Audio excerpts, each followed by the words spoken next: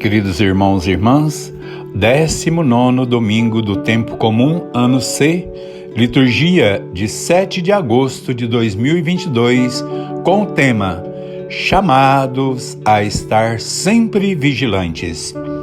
Na primeira leitura do livro da sabedoria, o capítulo 18, versículo de 6 a 9. Na reflexão desta leitura, os sacerdotes do coração de Jesus, os padres deonianos, fazem um paralelo muito bonito da ação de Deus, que ao mesmo tempo em que pune os egípcios, ele é salvação ao povo de Deus, os israelitas. Primeiro, as pragas de animais castigaram os egípcios, mas as codornizes foram alimento para os israelitas. 2. As moscas e gafanhotos atormentaram os egípcios, mas a serpente de bronze erguida por Moisés no deserto salvou o povo de Deus de perecer. 3. As chuvas e a saraiva destruíram as culturas egípcias, mas o maná alimentou o povo de Deus no deserto. 4. As trevas cegaram os egípcios que perseguiam os israelitas, mas a coluna de fogo iluminou a caminhada do povo de Deus para a liberdade. 5. Os primogênitos dos egípcios foram mortos, mas Deus salvou a vida do seu povo. Aqui nós temos a revelação com muita clareza de que o povo de Deus recebe as provas de fidelidade de Deus para conosco e de que Deus quer esta mesma fidelidade do seu povo. Somos chamados a caminhar cumprindo o mandamento do amor a Deus e aos irmãos. Somos chamados a testemunhar o poder de Deus que vence os poderes do faraó e dos que se tornaram servos da ganância e servos das garras da morte. A grande sabedoria é servir ao Senhor. Este é o chamado de Deus para cada um de nós. Na segunda leitura da carta aos Hebreus, capítulo 11, versículo 1 e 2 e versículo de 8 a 19. Paulo, escrevendo aos Hebreus, revela que a fé é a garantia dos bens que se esperam e a certeza das realidades que não se veem. Revela que pela fé, Abraão obedeceu ao chamado e partiu para uma terra que viria a receber como herança. Revela que pela fé, recebeu em sua casa estrangeiros e que teve realizada a alegria de ser pai. Revela que pela fé, Abraão ofereceu seu filho em sacrifício e por sua obediência foi recompensado e se tornou pai de uma grande nação. A carta aos Hebreus tinha o propósito de animar as comunidades que tinham se afastado e estavam frias na fé. Ela queria resgatar a fé e o testemunho pela qual Abraão teve que passar.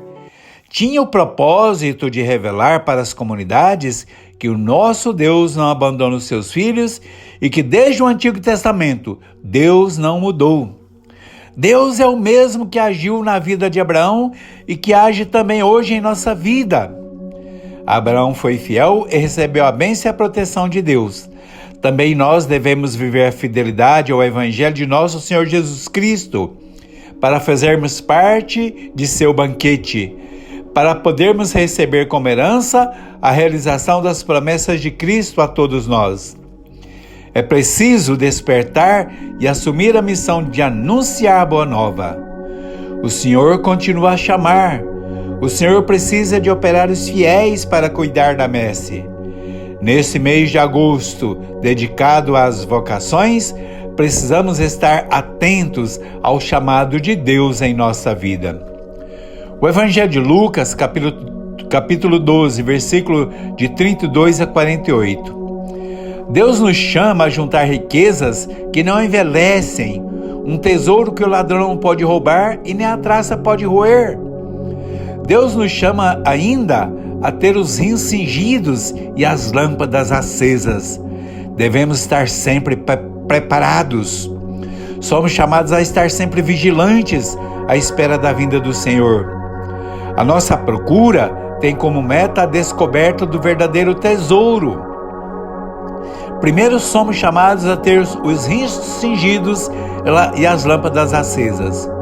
O segundo ponto do nosso chamado é de sermos firmes e fiéis diante da incerteza da hora em que o Senhor virá. O terceiro ponto nos revela que, ao administrador fiel e sensato, a quem seu Senhor fez encarregado de seus servos, a quem muito foi dado, muito será exigido. A quem muito foi confiado, mais se lhe pedirá. Aqui nós vemos que assumir a missão não é um trabalho de um turno único ou de um final de semana. Quem assume a missão precisa ter muito claro que o anúncio da Boa Nova não é um simples cronograma de datas e horas pré-fixadas, pois evangelizar exige consciência da exigência que teremos de cumprir ao assumir a missão. Precisamos estar atentos aos sinais da realidade dos acontecimentos por meio do qual Deus nos fala.